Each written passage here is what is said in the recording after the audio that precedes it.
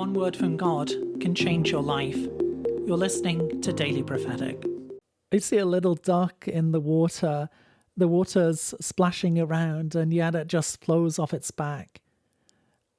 There have been words and lies, accusations, heaviness that have tried to settle upon you, but they will not remain. Because, like water off a duck's back, the Lord is washing away the lies of the enemy. And the Lord says, I am bringing you into a place of freedom, a place of liberty.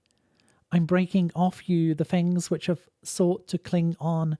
I'm breaking off you the thoughts and words of accusation, the lies of the enemy that have tried to destroy your identity. But I am the one who is bringing you into a place of true identity in me. For where the enemy has sought to hold you back, I'm setting you free. I'm cleansing your mind. I'm healing you with my truth. I'm restoring a new lightness to your heart. I'm lifting you out of the weight of the past, and I'm bringing you into a time of true freedom. I'm washing you with the water of my word. I'm cleansing, healing, and restoring.